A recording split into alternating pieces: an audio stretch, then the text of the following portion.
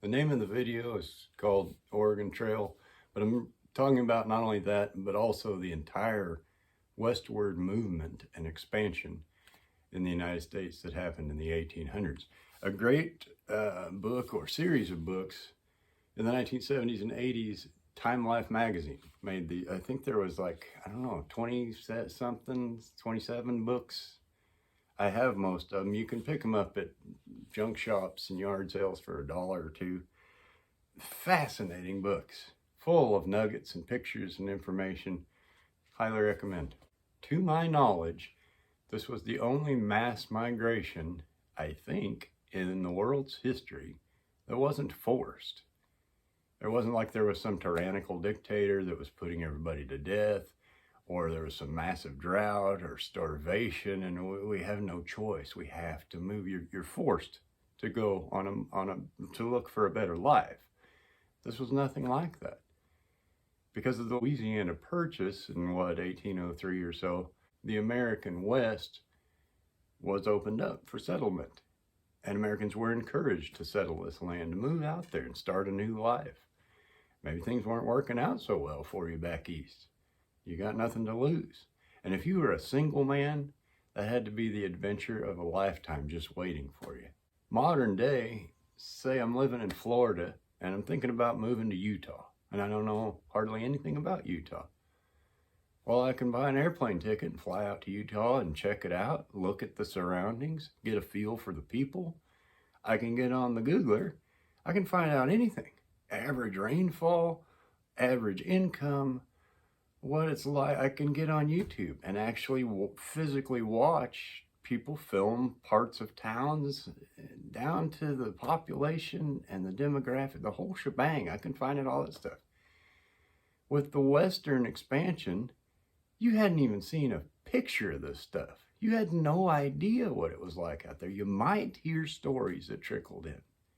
Maybe they were true, maybe not. You don't know. You had no idea. You're, in essence, gambling what your lot in life is now versus the possibilities of what could be out west. Whether that was Oregon or Wyoming, maybe he stopped along the way and thought, man, I love this place. Here we stand, here we stake our claim.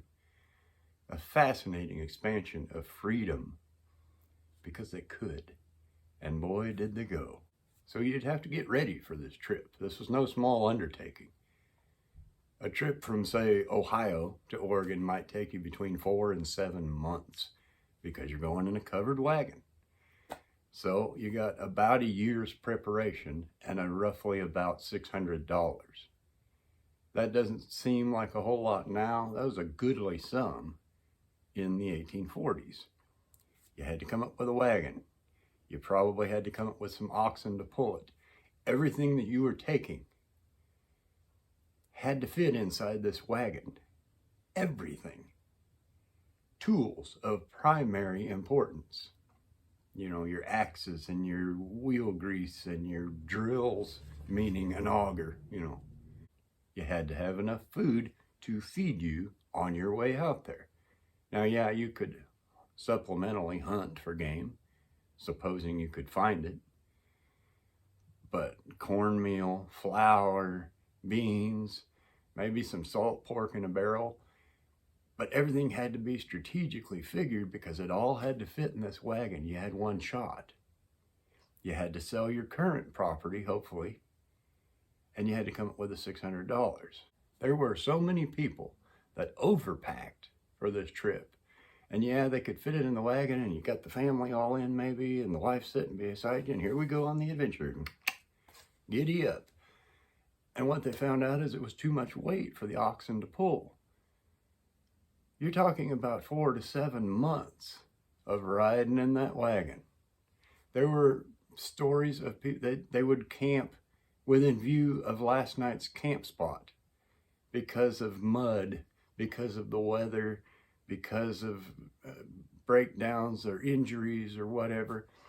The weight was too much to pull, so they would cast off some of this stuff. The prized family hutch that just had to go, we had to make room in the wagon, is too heavy. And what was this? it wasn't like this is loaded with little pit stops and towns. You were going in the middle of nowhere. So you set the stuff on the side of the trail and you went on. And the term became leverite items, as in you can leave it right there because you can't take it with you. They found out really quickly early on too that because of the weight and because of the strain on the livestock pulling these heavy loaded wagons, that the people generally were going to have to do some walking. And most of them did walk the majority of the way. Somebody obviously had to drive the team. If you were fortunate enough to have some horses, you could pull behind the wagon, you know, with a lead. Maybe you rode a horse, you took turns riding the horse. I read some deal that said, oh, they went through 9 pairs of shoes. That's balderdash. Shoes were a luxury and expensive. Probably a lot of barefoot walking was going on. There wasn't no 9 pairs of shoes. What are you stopping and buying a pair of Keds on the way? Stop it. There was also the danger of the trip. What if you got a broken leg? There wasn't a doctor there to set the leg. You know, you might have someone in your wagon train that knew a little bit about medicine or whatnot. A simple fever could kill you, and a lot of them did die, primarily from cholera, from drinking bad water. And it's an estimated 10,000 people died over just the Oregon Trail part of it, the highlighted part. There was many, many people that made this migration in groups of 2 or 3. You had to pay the trail guide. These were old mountain men that had snaked through all of this land. These were skilled woodsmen. And they found the watering holes, and they found the easiest route to go through the great Midwest, what they used to call the Great American Desert, because you couldn't live there back then. There wasn't enough rainfall. There was nothing there but the wind and grass and jackrabbits and coyotes. But these mountain men found the best spots, and I'll be your wagon train guide. I know where to go. And there was such a path created. Parts of it can still be seen today, the tracks. There were ruts just from repetition through some of the rock. You might drown in a river crossing. That was the biggest hazard, really, of getting out there. You had to take your wagon and livestock through the river, and sometimes they couldn't ford the river. If there was a massive rainstorm the night before and the river was swollen, you just waited it out, and you might sit there for a week. You had no other choice. A lot of them drowned trying to cross the rivers. What happens if your livestock drowns? Then what are you going to do? If you fell behind that wagon train, your chances of making the trip successfully just went down substantially. Now you're on your own. Because also a danger would be the Native Americans, the Indians, who might kill you just for the stuff, you know. What do they got in these wagons? Let's just have a look. It's the most valuable. Ooh, sharp metal tools. We'll take those. Thank you very much. And what happened if somebody died en route to Oregon or wherever you were headed? They buried them right there on the trail. And you can see still some of the grave sites of people that died along the way. Infants had a terribly high mortality rate on that trip because you had nothing. You're camping in the dirt for months. And again, if you were a young man, even a middle-aged man, that had to be the adventure of a lifetime. The great outdoors. I'm hunting and providing meat for my family. We're living the dream, man. The women,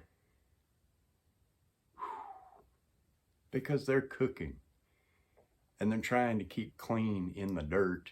I mean, you're rough camping for months. And you get in the Midwest and there's just, especially at that time, there was nothing there. Just that dang wind and the dirt. And you spend all day walking beside the wagon. They claim, rough estimate numbers, that in 1841 there was 70 people made the trip from the east to Oregon. 70. And by 1943, there was an estimated 1,000 people made this trip. By 1870, they estimated that 400,000 people, roughly, had migrated from east to west and stopped at various spots along the way and staked their claim. 400,000 people, not by force, not by great drought, not by starvation and famine, just because they wanted to. The trouble with that is that once you got there, half starved, worn down to the nub from the 6-month travel, there was nothing there waiting on you. It wasn't like you got into town and parked at the hotel till you got your bearings, or the Airbnb, and maybe you called your next employer and, hey, I'm in town, can start Monday. None of that stuff existed. You showed up to virtually nothing. If you were going to a planned town and you got there, you at least had the town. You at least could refuel some supplies, assuming you had some money. If you just picked a spot, well, there you were. You have no house, you have no barn, you have no land, you have no fences, you have nothing. And now the only way to get it is to build it.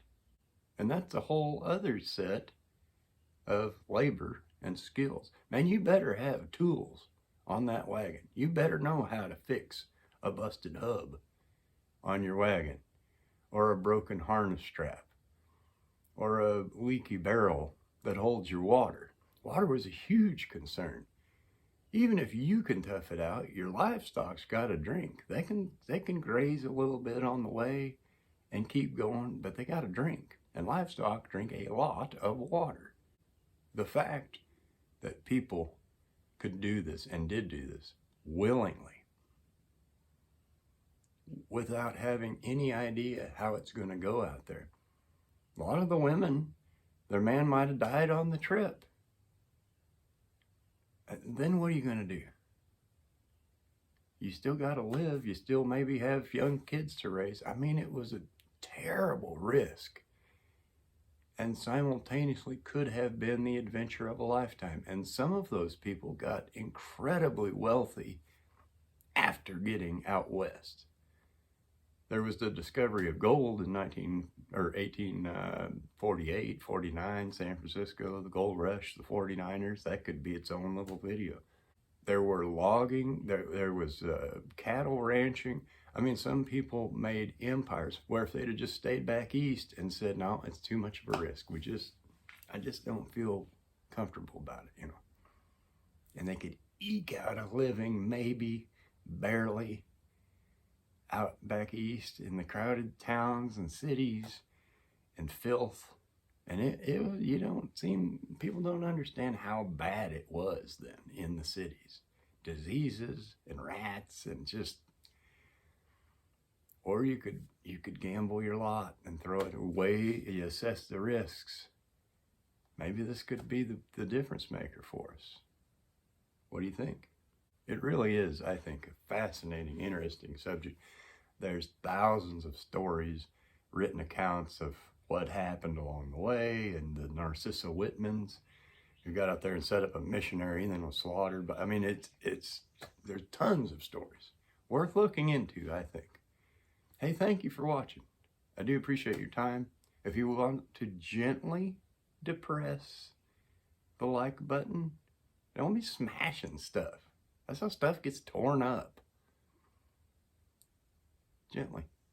The like button, it helps the channel grow, all that stuff, the share, and blah, blah, blah. Thanks, though. We'll see you next time.